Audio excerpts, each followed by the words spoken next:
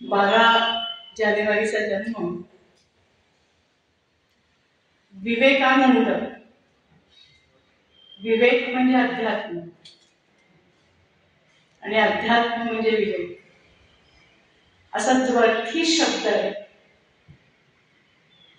की माणसाने विवेक कसा सांभाळावा, कसा राखावा आणि त्यातनं अध्यात्म कसं जाणावं. अध्यात्म म्हणजे काय? नाक धरून बसणं, ध्यान लावणं ही एक प्रक्रिया आहे त्यातली.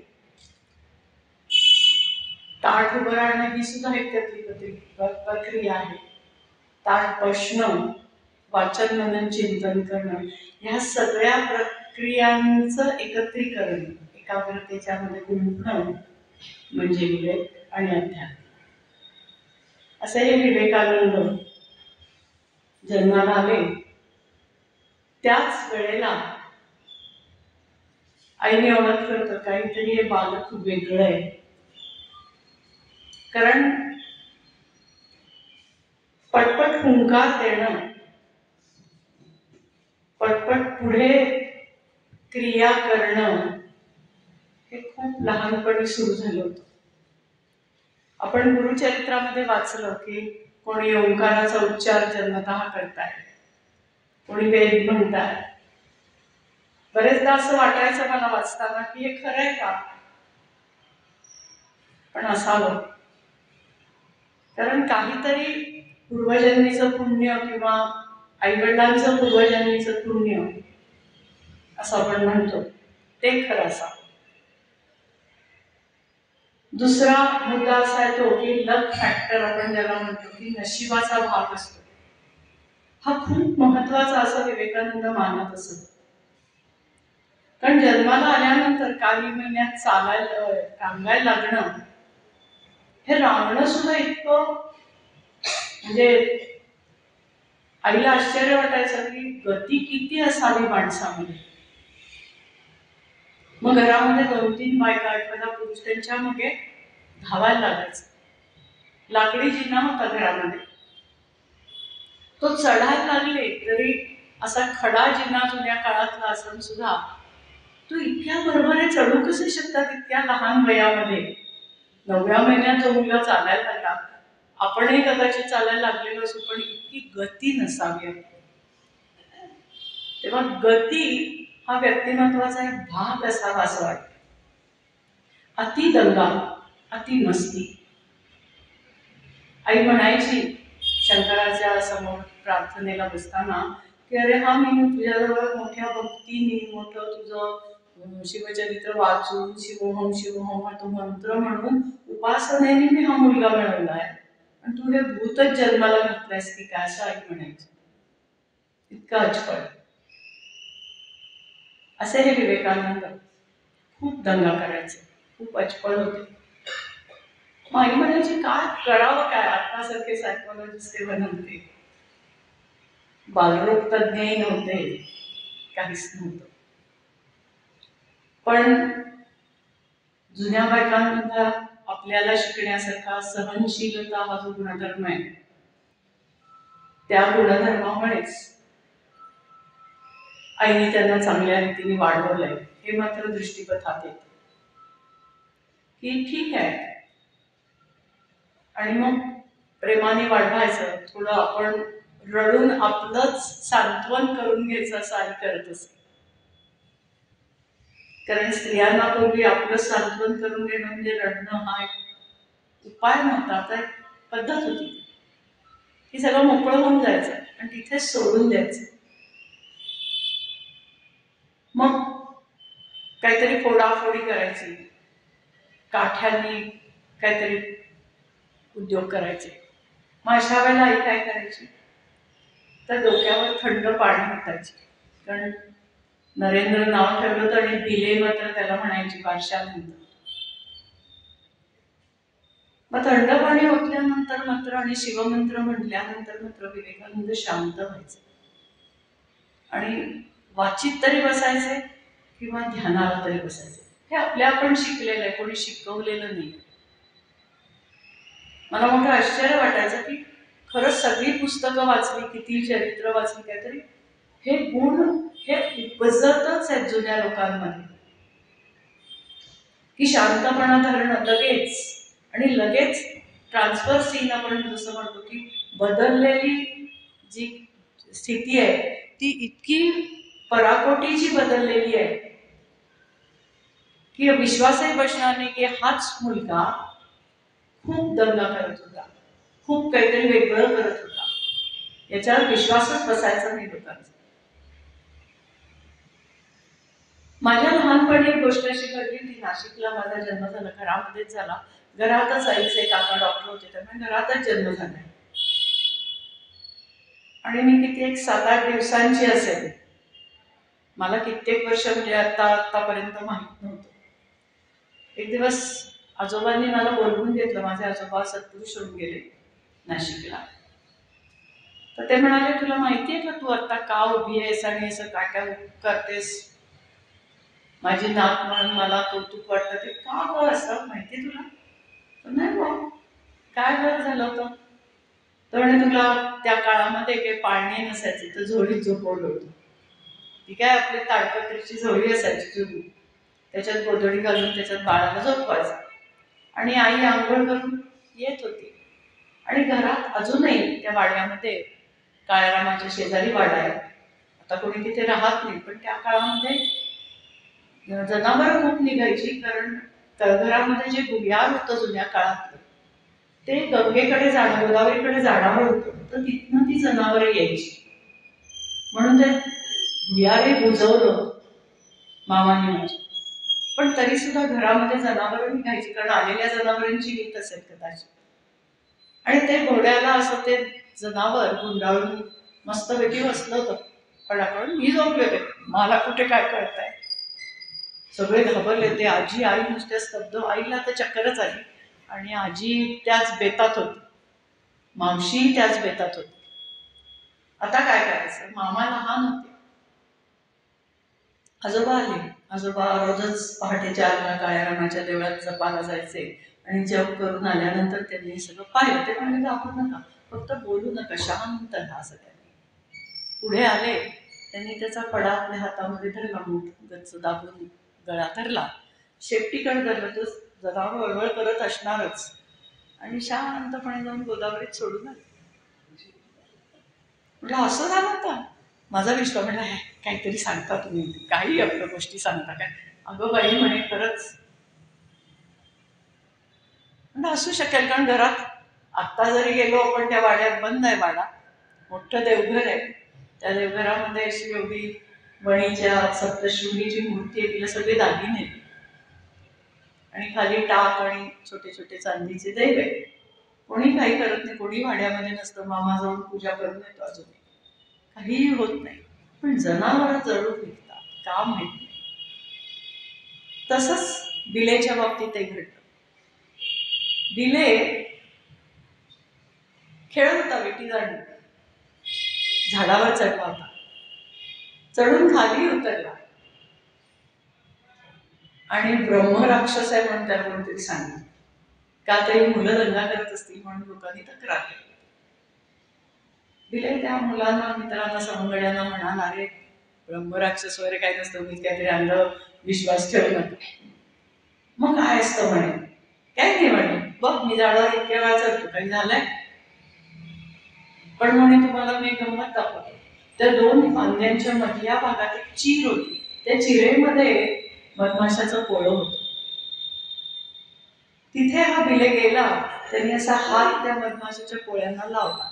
त्या माशांनी त्याला काही केलं नाही. हे अद्वितीयत्व असं सिद्ध होतं.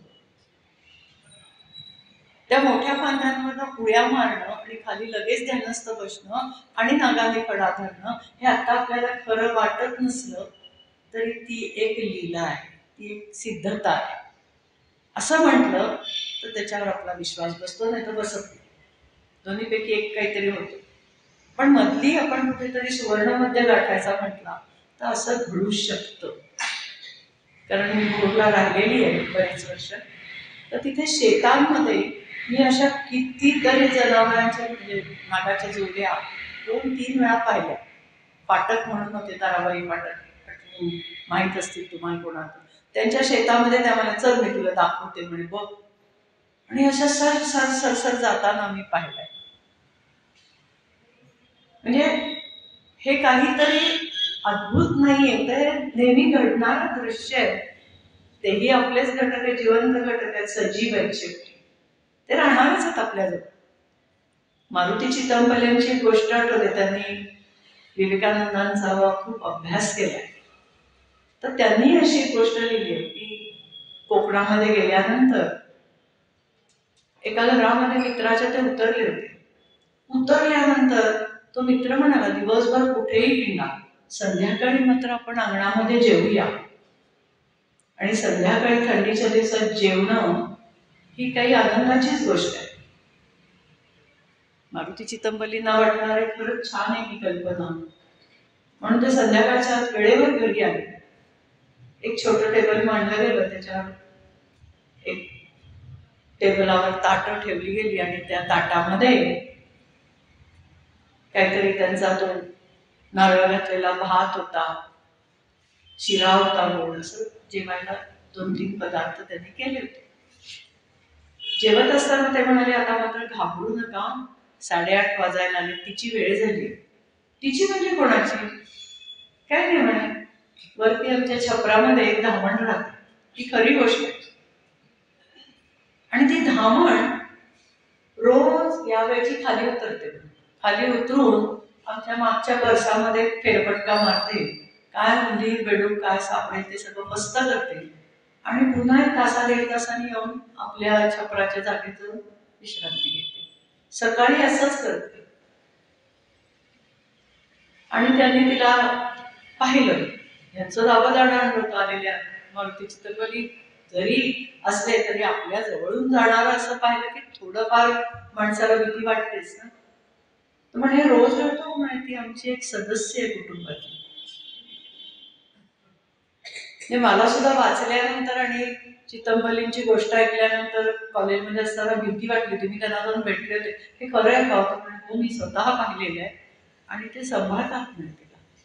ही एवढी मोठी धामण आहे आणि तिची वीट ती कधी घरात करत नाही, म्हणजे समुद्रकिनारी करते. कोकणात त्या घराजवळ समुद्र असतात, त्यामुळे तिची वीट तिथे करते, ती कधी थांबत नाही इथे म्हणे. कारण धामणीला माणसासारखी पिल्लं होतात, ती अंडी घालत नाही. काही नाग हे असे आहेत की हे चितमपल्लींच्या पुस्तकातून मलाही शिकायला मिळालं की ते जन्म देतात पिल्लांना ते समुद्रामध्ये. ते कुठेही आपण राहतो त्या ठिकाणी त्रास देऊ नये ही वृत्ती आपण अशा जनावरांकडनं शिकावी. हे खरंच अद्भुत आहे. एक लेख होता मागच्या वेळेला छात्रप्रबोधनमध्ये, तर मुलांना विषय आला होता मला आलेले अद्भुत अनुभव म्हणून वक्तृत्वासाठी. तर त्या लेखामध्ये अशा पद्धतीचे 2-3 प्रसंग घालून त्या मुलीला मी बोलायला दिलं होतं. म्हणजे असंही घडू शकतं.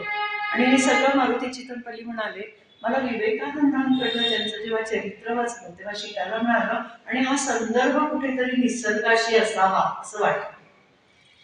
कारण मृत्यूच्या आधी ज्या वेळेला विवेकानंद त्या कलकत्त्याच्या जंगलांमध्ये किंवा लंडनमध्ये असताना जंगलांमध्ये फिरायला गेले होते, तेव्हा त्यांनी हे असेच सेम अनुभव त्या जंगलांमध्ये घेतले होते की ते पशु पक्षी किंवा किडे, वेगवेगळ्या प्रकारचे, वेगवेगळ्या प्रकारची जनावरं, हे सगळं अनुभव करत असताना कुठेही त्यांना हानी पोचवली नाही, म्हणून जनावरांनी विवेकानंदांना हानी पोचवलेली नाही असा अनुभव विवेकानंद सांगतात.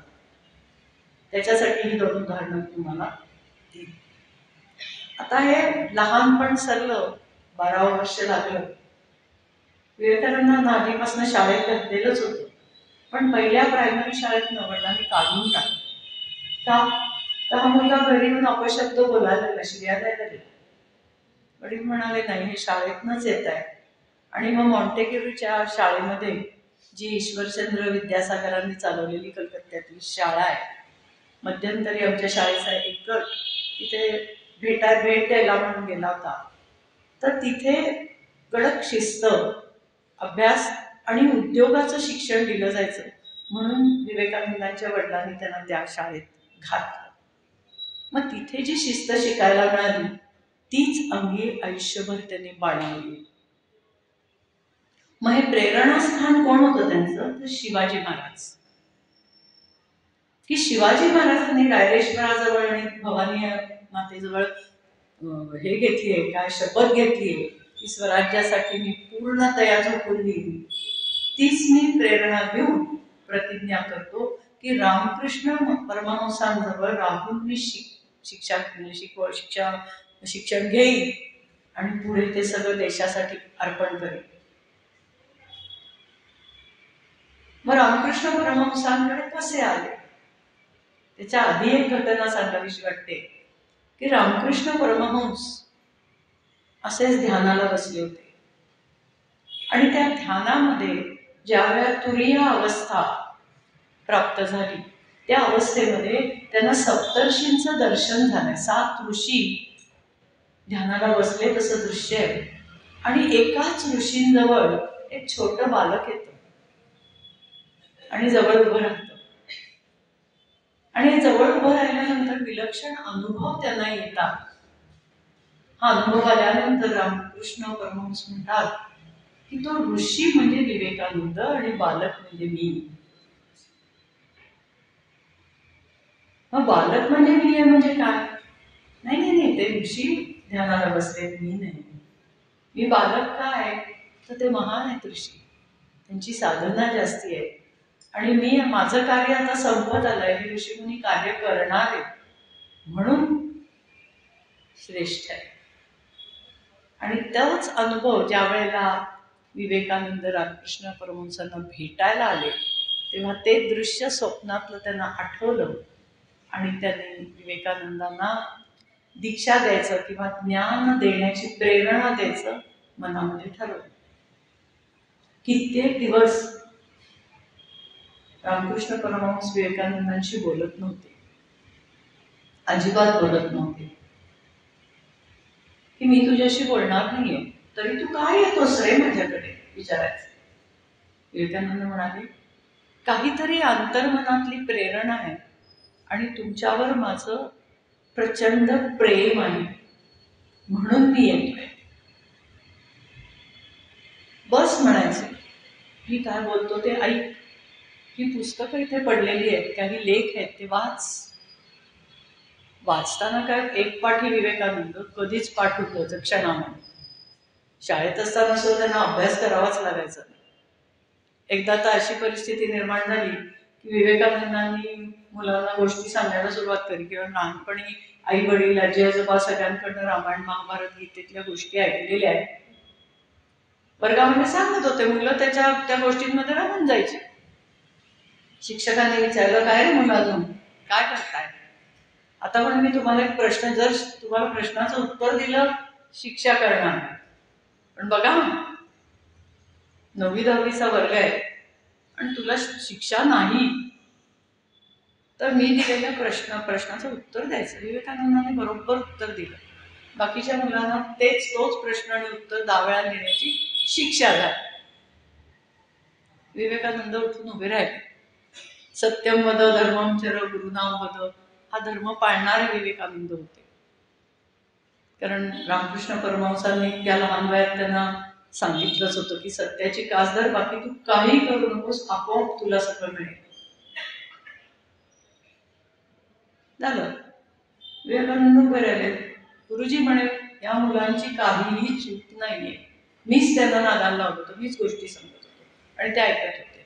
तेव्हा त्यांना नका शिक्षा करू, करायची असेल तर मला करा. टिळकांच्या पावलावर पाऊल ठेवून वागणारी व्यक्तिमत्व अनेक आहेत असं दिसून येतं. तर गुरुजी म्हणाले ठीक आहे, पण म्हणे तू शिक्षा करण्यातला विद्यार्थीच नाहीयेस रे, तू माझ्या वरताण आहेस. कारण मागे एकदा म्हणे माझी संस्कृत शिकवताना चूक झाली होती, तू ती मला दाखवून दिली होतीस आणि मीच तुझ्यावर चिडलो होतो, सांगितलं होतं चालता वर्गात न बाहेर. तेव्हा तू घरी जाऊन आईला सांगितलंस की माझी काही चूक नसताना मला वर्गाबाहेर काढलं, पण मी आलो घरी. म्हणे ठीक आहे. आई म्हणाली ठीक आहे, अरे माणूस आहे, चुकतं कधीतरी, पण तू तिकडे लक्ष देऊ नकोस, तू सध्याची कास धर. तुला शिकवलेलं बरोबर आहे ना का नाही? नाही म्हणे त्यांनी शिकवताना चूक केली, तिने दाखवून दिली म्हणून ते चिडले. पण माझं बरोबर आहे, मी बरोबर उत्तर दिलंय. दुसऱ्या दिवशी शिक्षक म्हणाले, नरेंद्र तुझी चूक नाहीये, कोणती बरं? घरी गेल्यावर लक्षात आलं, मीच फळ्यावर लिहिताना एक शब्द चुकीचा लिहिला होता, तेव्हा मला माफ कर. हेच लोकमान्य टिळकांच्या बाबतीत घडलं होतं, सावरकरांच्या बाबतीत घडलं होतं. हिस्ट्री नावाचे प्रोफेसर फर्ग्युसन कॉलेजमध्ये शिकवत असताना गणिताची चूक लक्षात आल्यावर टिळकांनी सांगितलं, हे गणित मी तुम्हाला 3 पद्धतीने सोडवून दाखवतो. आणि हे सगळं गणित चुकवलेलं आहे, कारण मधल्या 3 ज्या स्टेप्स आहेत त्या चुकलेल्या आहेत. ते नाही म्हणाले. टिळक म्हणाले, मी ऐकूनच घेणार नाही, चूक आहे ते चूकच आहे, शेवटी मी खरं बोलतोय. शेवटी त्या हेनरीला माफी मागावी लागली. म्हणजे स्वतःचा शिष्टपणा आहे किंवा स्वतःची मर्दुकी गाजवायची असं काही नाहीये, पण सत्याची कास धरणारी ही वृत्ती आहे, ही हवी आहे हिंदुत्वासाठी. ही आज हिंदुत्वासाठी अत्यंत आवश्यक आहे.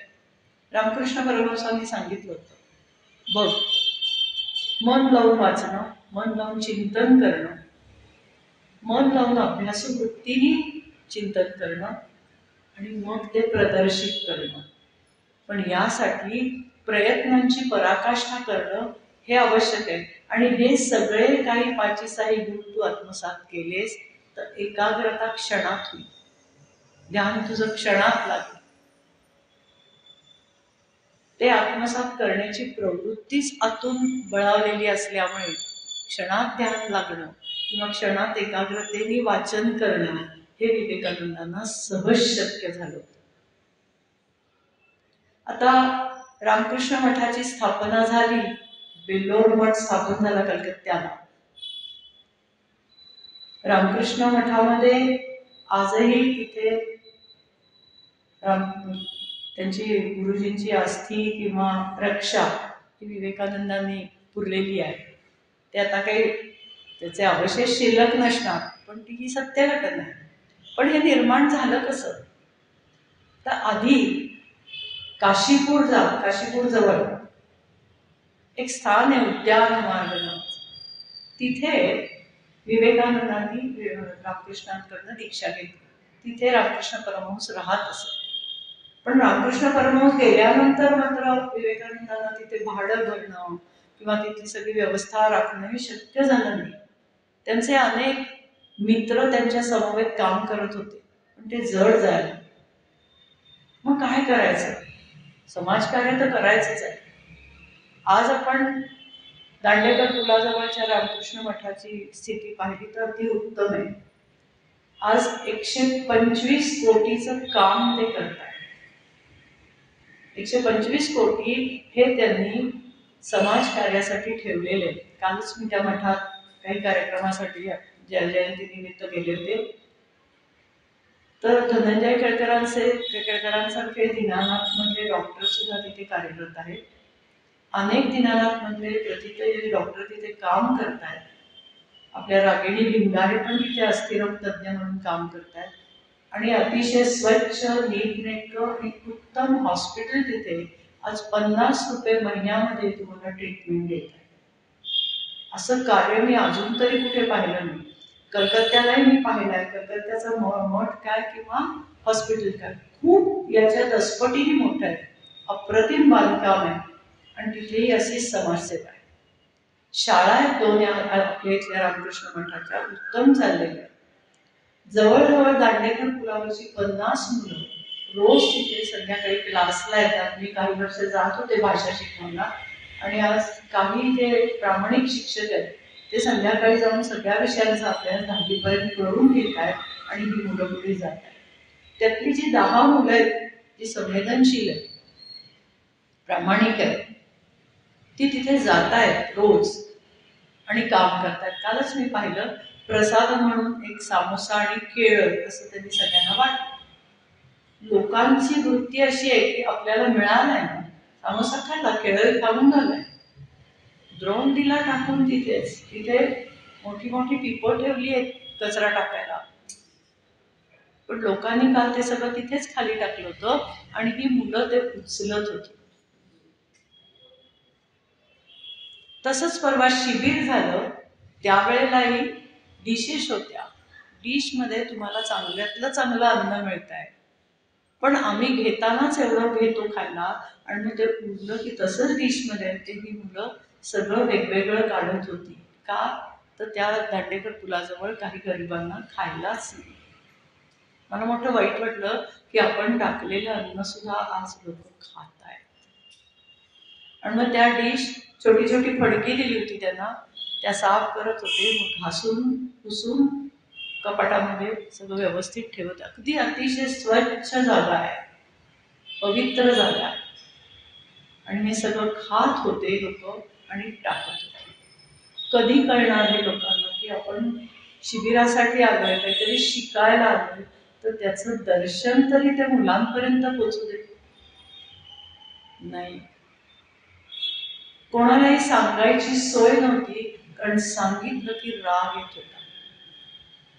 पण विवेकानंदांनी या रामकृष्ण मठासाठी शिकवणीच्या त्या सगळ्या बोर्ड्सवर युवक असावा कसा, स्त्रियांनी कसं असावं, बालकांनी कसं असावं, हे ठिकठिकाणी बोर्ड्स लावलेले आहेत. पण आम्ही कधी वाचणार आणि कधी शिकणार, हा प्रश्न मात्र आपल्यासारख्या लोकांच्या मनामध्ये आल्यापासून राहत नाही.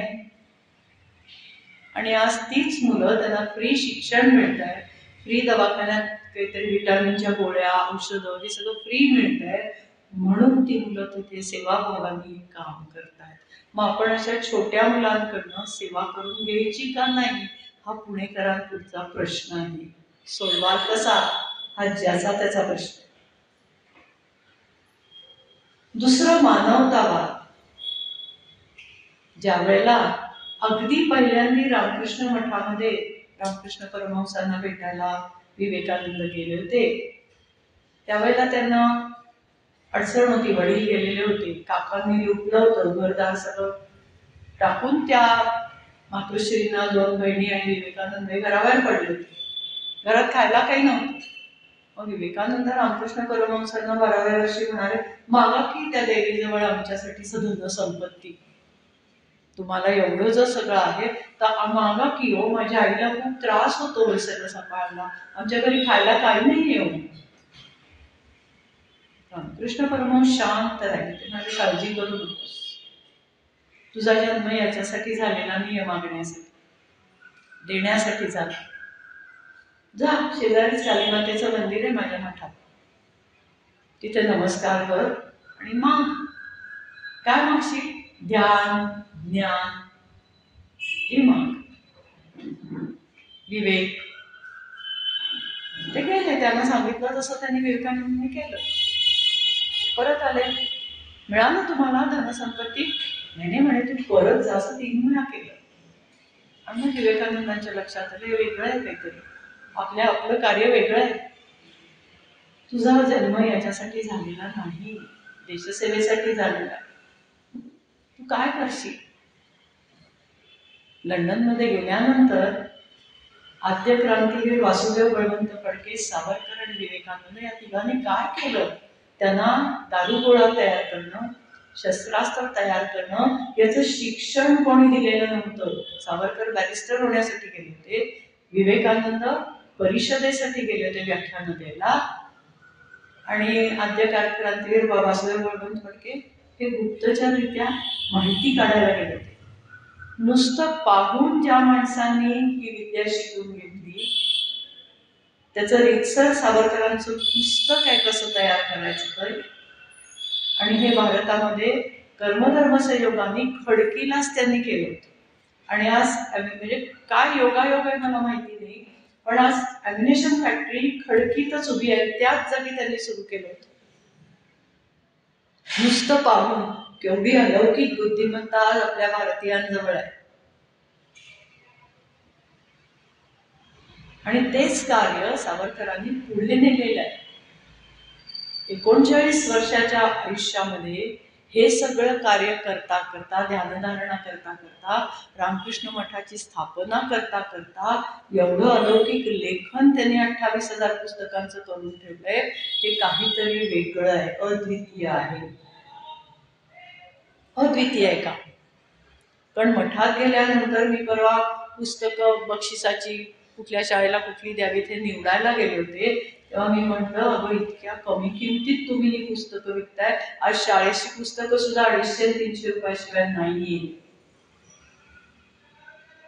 तर स्वामीजी मला म्हणाले, श्रीकांतानंद, अंजलीताई, आम्हाला याच्यातनं कुठलाही पैसा कमवायचा नाही, हे लोकांपर्यंत त्यांचे विचार पोचायचे. हे जर आजच्या राजकर्त्यांपर्यंत पोचले तर भारत देश कुठे बदलून जाईल. पण साध्या साध्या जेवणाची ताटं आपल्या जागी ठेवण्यापर्यंत सुद्धा अजून आपण सुधारलेले नाही. कशाची सुधारणा म्हणायची? फक्त दारू पिण्याची म्हणायची का? संध्याकाळी बाहेर खाऊन 60 टन आज सदाशिव पेठेतनं उरलेलं अन्न कचरावाले गोळा करतात. 60 टन सदाशिव पेठेत एकट्या हॉटेलमधनं, हिरव्या पिशव्यांमधनं जे टाकलेलं अन्न आहे ते एवढं आहे. कधी आपण सुधारणार? आम्ही फक्त बाहेर जेवायला जातो, चिवडायचं ते चिवडतो आणि टाकून परत येतोय. ही शिकवण आहे का विवेकानंदांची? हे आपण शिकतोय का? हे पाहायला हवंय. मी संबंध जोडायचा प्रयत्न करते.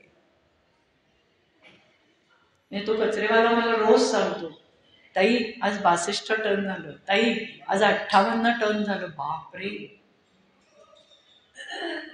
आणि एकीकडे आपण म्हणतो की पुढच्या काळामध्ये आपल्याच नातवंडांना विटामिनच्या गोळ्या खायची वेळ येईल, कारण शेतकरी शेती विकून शहराकडे वळतायत आणि त्या पैशात जगतायत, काही करत नाही, घरी बसून खातायत. आम्हाला नाही करायचे कष्ट, ही आजची प्रवृत्ती आहे. म्हणून 10वीच्या मुलांना मी नेहमी सांगत असते, अरे सगळे इंजिनियर्स डॉक्टर्स होणार नाहीये, कोणीतरी त्या शेती कॉलेजमध्ये ऍडमिशन घ्या आणि चांगल्या रीतीने शेती करा. बोटावर मुठभर आहेत, ढीकभर हवेत. म्हणून महाग होत आहे सगळं, म्हणून मिळत नाही, म्हणून वाया जात आहे सगळं. ही विवेकानंदांची शिकवण आपण कधी शिकणार? कृषी उद्योग, यंत्र, सावरकर आणि विवेकानंद परत जोडी आली. दोघांनी खूप प्रयत्न केले, विज्ञानाधिष्ठित व्हा, विचार बदला, यंत्राच्या साह्याने कमीत कमी काम करता येईल याकडे लक्ष द्या. पण ती यंत्र हाताने वापरण्यासारखी असली तर फार उत्तम. वीज वाया घालवू नका, एवढं पाणी आपल्याजवळ नाहीये. पण आम्ही पुण्यासारख्या ठिकाणी सुद्धा, आता मी मुलांनाही सांगते, वर्गात पाऊल टाकलं ना बाहेरनं कुठून दुसऱ्या तासाहून आले, आधी बटन ऑन असतं फॅनचं, की जे अत्यंत चूक करतोय आपण, कारण तेवढी वीज आणि तेवढं पाणी आपण वाया घालवतोय. हे विवेकानंदांनी लिहून ठेवलंय, अरे पाणी वाया घालवू नका. जलस्रोत हा आपल्यासाठी खूप महत्वाचा आहे. लिहून ठेवलेली वाक्य आहेत, पण ऐकणार कोण? अशी परिस्थिती आहे. परमहंसांनी त्यांना खूप दिलं आणि सगळीकडे रामकृष्ण मठांची स्थापना झाली. फार कलकत्ता, महाराष्ट्र, गुजरात सगळीकडे, कुठे नाही असा एकही गाव असं नाही की जिथे रामकृष्ण मठ नाही. आणि प्रत्येक मठाचा टर्नओव्हर आज कोट्यामध्ये आहे आणि अतिशय उत्तम काम करतात. आता ही झोपडपट्टीतली मुलं, गरिबाची मुलं शिकवत आहेत. पण आजकालचे राजकर्ते विवेकानंद सावरकरांना मानूनच पाडतात. मी स्पष्ट बोलते, थोडं राग मानू नका, माझं कुणावरही रोष नाही, पण त्यांचं असं मत आहे की हे संन्याशी होत आहेत आणि या मुलांनाही त्या मार्गाकडे वळवत नाहीये, एवढं निश्चित. तर ते शिक्षण देऊन त्यांना त्यांच्या पायावर उभं राहण्याचा प्रयत्न. मग तुमचं आयुष्य तुम्ही कसंही जगा, पण देशासाठी जगा. हा कानमंत्र आहे, हा बुद्धिमंत्र आहे, तो द्यायचा आहे त्यांना. त्या बेलूर मठात कशी देणगी गोळा केली असेल आणि आता इतके पैसे लोक उभे करतात, ही खरोखर त्यांची पुण्य आहे. त्यांनी कार्य करून ठेवलंय, इतके मठ स्थापन करून ठेवलंय. त्या मठाचं बांधकाम पाहताना सुद्धा मला धस्स होतं. काय अप्रतिम, आता सुद्धा नवीन बिल्डिंग बांधली ना, अप्रतिम बांधली आहे. जे लोक देत आहेत हे करा, तुम्ही कार्य करा. जे आपल्यासारखे लोक म्हणतात काय औषधं महाग आहे, डॉक्टरकडे जायचं तर महाग आहे, पण तिथे गेलं तर खरोखर गुण येतोय, खरोखर तिथे सगळं अवेलेबल आहे आपल्याला, त्यांनी करून ठेवलेलं आहे. हे कुठून आलं सगळं? त्यांनी असं सांगितलं, उद्योग सुरू करा ना, 4 भाजीच्या गड्ड्या विकल्या तरी मिळतंय, 6 तास काम केलं तरी पैसे मिळत आहेत, 4 पोळ्या लाटून विकल्या तरी सुद्धा पैसेच मिळत आहेत आपल्याला. पण साठा किती करायचा, साठा हा किती करायचा, हा फक्त प्रश्न प्रत्येकाने विचार करून सोडवावा की माझ्याजवळ किती आहे आणि मला किती हवंय, आवश्यकता किती आहे माझी, असा विचार प्रत्येकाने करावा. कारण आम्ही जेव्हा आमच्या भासरांना नेणं ऑटोमध्ये खर्च करताना, इतर ठिकाणी प्रवास करताना पाहतो, तेव्हा मी कायम सांगत असते की हे खरंच तुला गरजेचं कर, तू, माझं काही म्हणणं नाही, पण करताना विचार कर की ह्याच पैशात आज एका कुटुंबाचा एखाद्याला काही होत नसेल, अपंग असेल, तर त्याचा महिन्याचा खर्च भागेल रे बाबा. बघ देता आलं तुला तर. आपण म्हणून पाहिजे, करायचं की नाही हा त्यांचा प्रश्न आहे शेवटी.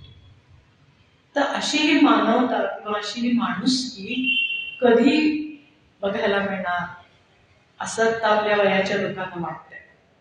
अशी माणुसकी, अशी भाऊबंदकी कधी पाहायला मिळणार? ही भाऊबंदकी म्हणजे विरोधाभास नाहीये, तर ते एकीकरण आहे. विवेकानंदांनी काय, सावरकरांनी काय केलं, भाऊ आपले आहेत तर त्यांचं राखण्याचा प्रयत्न केलाय, ते आपण कधी शिकणार? माझी बहीण आहे, माझा भाऊ आहे, त्याला काय कमी आहे, मग मी देऊ शकतो का, मी त्याच्यासाठी काही करू शकतो का, हा विचार आपण कधी करणार? घासातला घास कधी देऊ शकणार? हा विचार जर केला तर कदाचित गरिबी आपल्या देशातील नष्ट पण होऊन जाईल. कारण घराघरांना असं आहे, तुला इतके स्क्वेअर फूट तर मला किती. अनुभव घेतेय, माझ्याकडे आईवडील जास्त राहिले त्यामुळे मला जास्ती स्क्वेअर फूट जागा पाहिजे, आईवडील गेले म्हणून बिचारे, पण मला म्हणून जास्ती पाहिजे जागा, ही वृत्ती आहे. आणि याच्यासाठी विवेकानंदांची शिकवण ही आजही तितकीच गरजेची आहे, सावरकरांची शिकवण आजही तितकीच गरजेची आहे. मी आज गळ्यात घालते, कानात घालते, माझी बहीण घालतीये का हो, माझी भाऊजाई घालतीये का हो? हे विवेकानंदांनी करून दाखवलंय की माझ्या 2 बहिणी आहेत, त्यांच्यासाठी मी हे केलंय, त्यांच्यासाठी मी हे ठेवलंय. सावरकरांनी तेच केलं. ते म्हणत असत, विवेकानंदही म्हणाले अत्यंत संन्यासीच होते, पण सावरकर संसारी होते. त्यांनी आपल्या पत्नीला यशोदाबाईंना सांगितलं होतं, चिमण्या कावळे सगळे संसार सगळ्यांचाच आहे हो, आपला वेगळा आहे, आपली धगधगती ज्वाला आहे. मार्सेलिसची उडी त्याच्यावर वर्णन करताना सावरकरांबद्दल प्र. गावडे म्हणतात की विवेकानंदांनी जे काम केलं ती त्यांनी गुढी उभारली आणि त्या गुढीला सजवलं मार्सेलिसच्या उडीतनं सावरकरांनी. असं प्र. गावड्यांनी आम्हाला एकदा शिकवताना हे वाक्य उच्चारलेलं मला आत्ता आठवलं. गावडे सर जेव्हा शिकवायचे तेव्हा डोळे मिटून असं काहीतरी एकदम बोलून जायचं, ते मला आत्ता वाक्य आठवलं की मुहूर्तमेढ रोवणं म्हणजे गुढी उभारणं हे विवेकानंदांचं काम आहे आणि त्या गुढीला सजवण्याचं काम, पवित्र करण्याचं काम सावरकरांनी केलं. कारण सावरकरांवरच गावडे सरांची PhD, त्यामुळे मला हे पक्क माहिती आहे.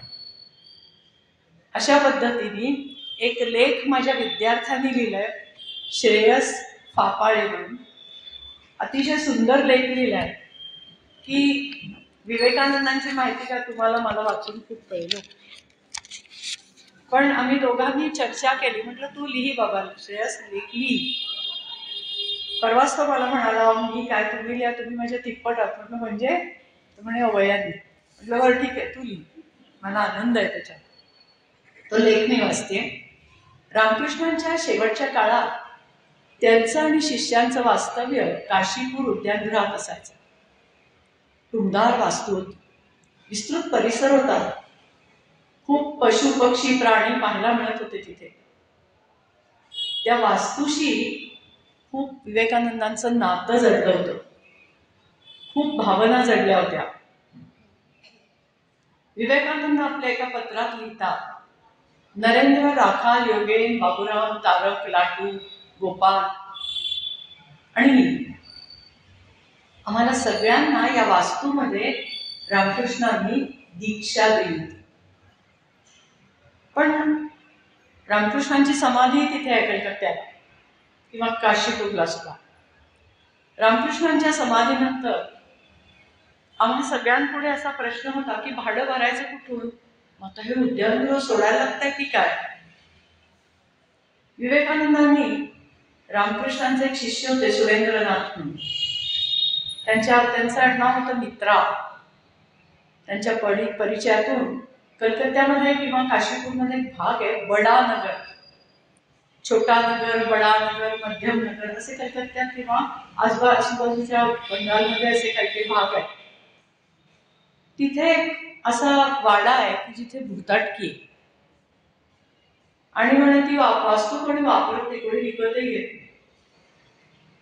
सगळं कंपाऊंड मोडलंय, फाटक मोडलंय, सगळं मोडलंय आणि दुमजली भव्य वास्तू आहे. आत्ता तिथे वास्तव्य उंदीर, घुशी, पाली, साप यांचं आहे आणि वस्ती पण घाणेरडी आहे, माणसांना राहायला योग्य नाही. 11 रुपये भाड्यात ती तुम्हाला जागा मिळवून द्या. रामकृष्णांचे हे सगळे शिष्य हो म्हणाले. आम्हाला 11 रुपयात जागा मिळते ना, आनंद आहे, काय भूतभीत काय नसते. त्यांनी त्या बडानगरच्या आश्रमामध्ये राहायला सुरुवात केली. सगळेजण घरी आपापले प्रश्न, आपलं कुटुंब सगळं सांभाळत होते. विवेकानंद एकटेच होते, संन्यासी होते.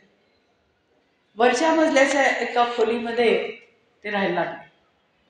एक साधी सतरंजी पसरायची, केशरी कफनी घालायची, रामकृष्णांचं स्मरण करायचं, चित्र समोर ठेवायचं आणि तिथे रक्षा कलश आणि पादुका पण आहे.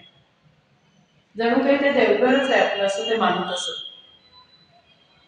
लोकांना असं वाटतं की पुढे घेऊन बसलेली तरुण मुलं आहे, ते काय वाटते ते करत असतात, जणं मनात येईल ते करतात, झालं संसार सांभाळायला नको, शिकायला नको, काही पण शिकतही होती मुलं. त्यांचं काय भविष्य असणार समाजाला वाटायचं. हे असं वैरागी आयुष्य, त्याच्यात रसच नाही म्हणून हे काय नुसत्या कफन्या लावून फिरत असतात. घराचे पाश तोडणं ते सोपं नाही, तेही तोडत नाहीये. काय करायचं या मुलांना? मुलं म्हणायची आम्हाला ईश्वर दर्शन हवंय, आम्ही त्यासाठी शिक्षण तर घेतोच. ईश्वर दर्शन म्हणजे काय? शंकर येऊन काही भेटणार आहे का यांना? मुलं म्हणायचे आम्हाला तसं दर्शन नकोच आहे, आम्हाला आमचं कार्य झालं की आपोआप कळेल इथे काय शक्ती आहे. मग मठामध्ये विवेकानंदांनी वाचन कट्टा सुरू केला. आत्ताच्या भाषेत सांगते, दिनक्रमाचे भाग केले, वेदांताचा अभ्यास सुरू केला आणि मग हे स्वातंत्र्यपूर्व काळात महत्वाचं पर्व म्हणून गणलं गेलंय. एक दिवस सगळेजण अंगणात बसले होते, धुनी पेटवली होती, कारण दुसरं काही लाइटिंगची वगैरे काही सोय नव्हती आणि प्रार्थना गीतं म्हणत होती. विवेकानंद उठले. त्यांना येशू ख्रिस्ताचं चरित्र आणि बायबलचा थोडक्यात अर्थ समजावून सांगितला.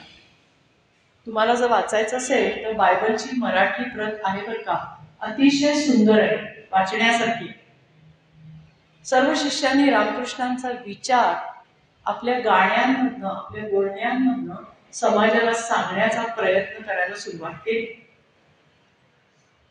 आणि विरक्त जीवन जगण्यामागचा हेतू त्यांना सांगितला. विवेकानंदांचं बोलणं प्रभावी होतं हे आपल्याला सांगायला नकोच आहे.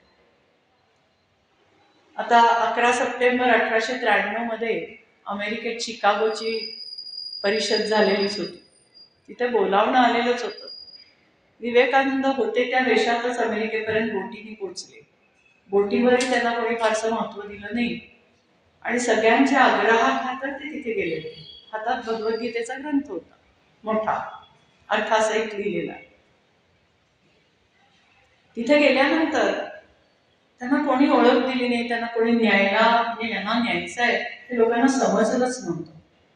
ते विचारत चालत उपाशी पोटी, काही अन्न नाही, पोटात अन्नाचा कण नाही, त्या परिषदेच्या जागेपर्यंत पोहोचली. एका झाडाखाली बसले. या झाडाखाली बसल्यानंतर त्यांना असं वाटलं की अरे तिथे परिषद आहे, सगळं चाललंय, जल्लोष आहे, खूप सारे कार्स आणि ट्रक्स आणि येत आहे अन्नाचं सगळं साहित्य घेऊन, आणि आपण असे काही ओळख नाही देख नाही, आपण असं पडलो एका झाडाखाली. मग एक स्त्री आली तिथे. त्यांनी विचारलं, तुम्ही कोण आहात, तुम्ही कुठून आलाय? मग काही इंग्रज लोक आले. कुठून आलायत आपण? ही इंडिया, भारत देशातून आलोय. तरीच म्हणे हिंदुस्तान की गरिबी दिख पड रही है, तुम्ही गरीब देशात आलात म्हणूनच असे आलाय. पण विवेकानंदांना ताप भरला होता, थंडी वाजत होती, अंगात घालायला कपडे नव्हते, घरी परिस्थिती तितपतच होती, पण तरी सुद्धा तिथपर्यंत पोहोचू शकले ते.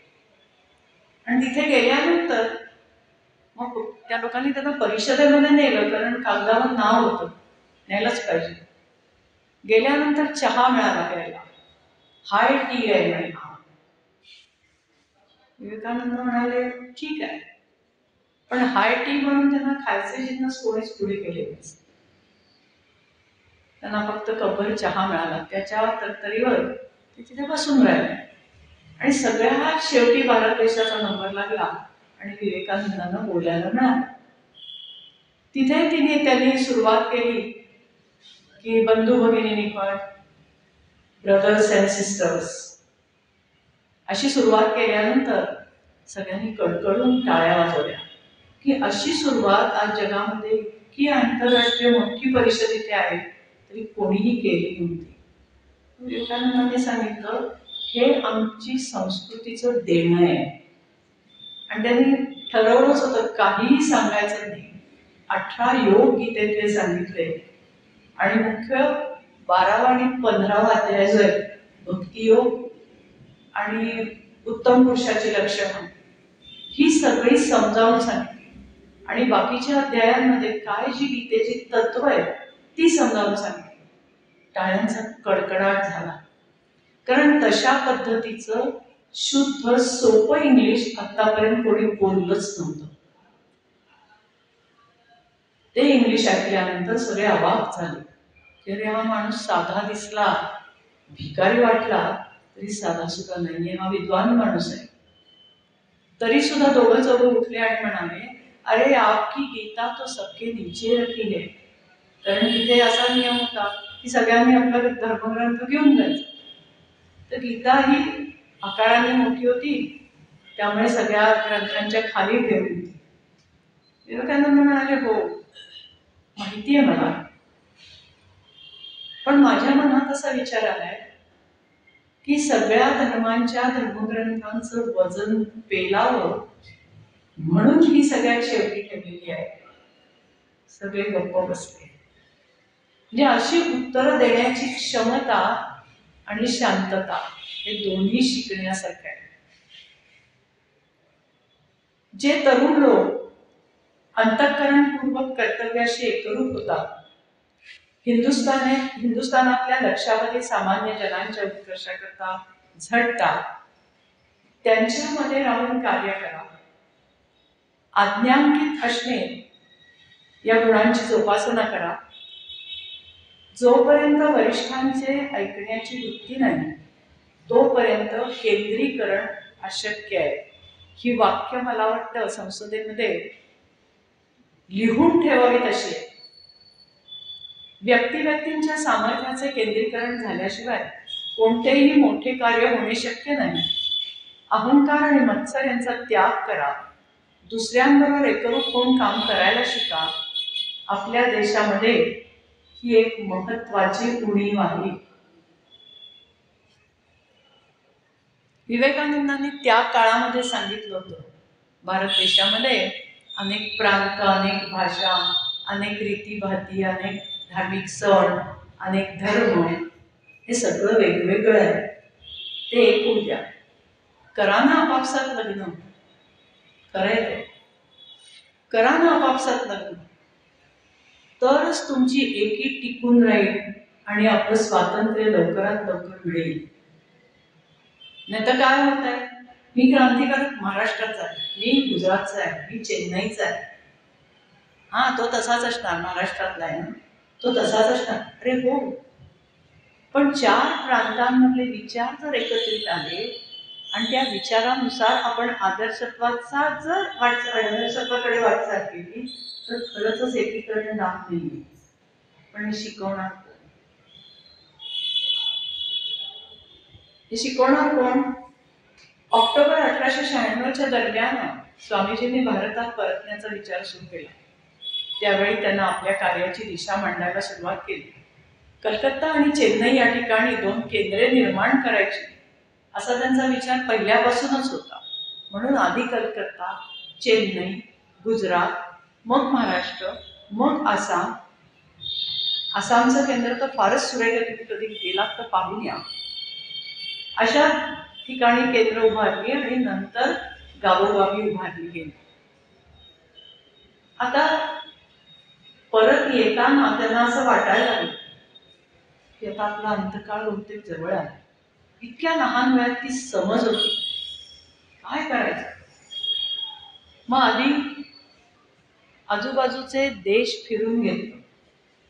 भारत भ्रमंड कधीच केलेलं होतं, पण देश फिरून तिथलं सृष्टी सौंदर्य, तिथली जंगलं, तिथली उत्पादनं यांचा अभ्यास करून त्यांनी पुस्तक विज्ञान निष्ठा हे लिहून ठेवलंय की कुठल्या कुठल्या ठिकाणी काय काय करता येईल. प्रत्येक देशाची, प्रत्येक प्रांताची क्षमता आणि उपलब्धता ही वेगवेगळी आहे. तर त्यानुसार यंत्रांचा उपयोग करून किंवा मानवशक्तीचा उपयोग करून काय करून देशाची किमया दाखवता येईल लोकांना, हे लिहून ठेवलंय. पण शिकलं नाही हे कोणी. आणि मग मात्र ते कलकत्त्याला आश्रमात परत आले, बेलूरच्या मठामध्ये. आल्यानंतर रात्री अपरात्री आले ते दार कोण उघडणार? कशाला लोकांना त्रास द्यायचा आहे? जेवणाची वेळ झाली, सगळे जेवण घरात असतील. भिंतीवरनं उडी मारून मठात प्रवेश केला आणि सांगितलं, मी आलोय रे. सगळ्यांना कळलं विवेकानंद आले. त्याच्यात आधी सेव्हनर नावाचे त्यांचे शिष्य होते. हे खरं म्हणजे इंग्रज होते, पण त्यांना मानणारे होते. स्वतः सेव्हनर वारले होते, पण त्यांच्या पत्नी जिवंत होत्या. त्या त्यांच्या अनुयायी होत्या. त्या त्यांच्याबरोबर तिथे काम करत असत. जेवण झालं, सगळं झालं आणि काही दिवसातच आजारपण वाढलं. आजारपण वाढल्यानंतर बोलत बोलत, कामाची आखणी करत, अखेरच्या 1-1.5 महिन्यामध्ये 23 पुस्तकं लिहिली आणि आपली इहलोकीची यात्रा संपवली. हे जरी खरं असलं तरी सुद्धा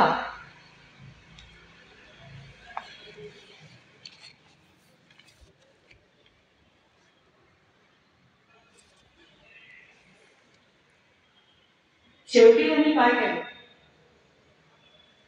तर दक्षिणेश्वरी एक वेगळीच अनुभूती त्यांना मिळालेली दिसते. त्याला सर्वोच्च आध्यात्मिक अनुभूती असं त्यांनीच म्हटलंय. रामकृष्ण त्यांनी सांगितलं शेवटी देवीला की रामकृष्ण परमहंसांनी मला एखाद्याला किल्ल्या द्याव्यात तसं माझ्या हातात हे सर्व सोपवून ते निघून गेले. मी कुणाच्या हाती सोपवावं असं एकही व्यक्तिमत्व मला आढळत नाही, कलकत्त्यात तरी नाही. तर हे मी तुला देतोय. माझं कार्य संपलं की अनुभवाने कोणीतरी दार उघडेल आणि ही किल्ली घेऊन जाईल. आणि मग काही गुरुबंधू, काही गुरु, काही शिष्य सगळे एकत्र आले. त्यांनी सांगितलं, तुम्ही एकाला कोणाला किल्ली देऊ नका. कारण तुमच्या इतकी लायकी ही कुणाचीच नाही. तर आम्ही सगळे मिळून जी सेवा करू ती मात्र तुम्ही मान्य करा आणि ही किल्ली आम्हाला सर्वांना मिळून द्या. मग ती किल्ली त्यांनी सगळ्यांना मिळून दिली आणि त्याप्रमाणे खोलीमध्ये ध्यानाला बसून महासमाधीमध्ये त्यांनी आपलं जीवन संपवलं. म्हणजे मला बरेचदा वाचन केल्यावर असं वाटतं, सावरकर असो, विवेकानंद असो, टिळक असो, कोणी असो, यांचे जे मृत्यू आहेत हे सुद्धा अद्वितीय अलौकिक आहेत. असे सरळ साधे नाही, हे त्यांना कळून चुकलेले आहेत. त्यांनी आपण ये मृत्यू ये ही कविता वाचल्यानंतर कळतं सावरकरांची, की अरे किती वेळा बोलू तुला, तू येतच नाहीस माझ्याजवळ. शेवटी मी अगदी घणाघातीच उपचार म्हणजे प्रायोपवेशन केलं तेव्हाच तू येतोयस म्हणजे काय, हलक्या हाताने डोक्यावरनं हात फिरून जातोयस असं त्याचं वर्णन आहे त्या कवितेमध्ये. तसंच विवेकानंदांचं आहे, तसंच टिळकांचं पण आहे की डायबिटीस हे कारण आहे. पण टिळक ज्या वेळेला परवा सिरियल आहे पाच साईबाबांची, कुठल्या अशा चॅनलवर मी काही एवढा टी व्ही पाहत नाही, पण सहज लागल्यावर लागली होती म्हणून टिळक दिसले म्हणून मी पाहायला लागले. तर टिळक आणि साईबाबा यांचा संवाद दाखवला त्या प्रकरणामध्ये. तर साईबाबा टिळकांना सांगतात, तुला विवेकानंद आठवत नाही? हो, माझी भेट झालेली आहे. मग काय झालंय बघ, आता तुला कार्य तसं पुढे न्यायचं आहे. सावरकरांची किमया लक्षात घे आणि तुझं काम अनेक विवेकानंद सावरकरांपेक्षा संथ आहे हे मी तुला सांगतोय. तुझ्यातली उणीव आहे ती, तू त्यांच्यापेक्षा संथ आहेस, प्रखर आहेस पण संथ आहेस. तेव्हा आता असं करू नकोस. हा प्रसाद घे, काहीतरी द्रोणामध्ये प्रसाद देतात ते आणि सांगतात की तुम्ही हे आता तुमचं कार्य या 20 सालाच्या आत पूर्ण करा, काय जे करायचं असेल. आणि टिळकांना कुठेतरी क्लिक होतं, अरे काहीतरी वेगळं आहे, हा माणूस काहीतरी वेगळा आहे.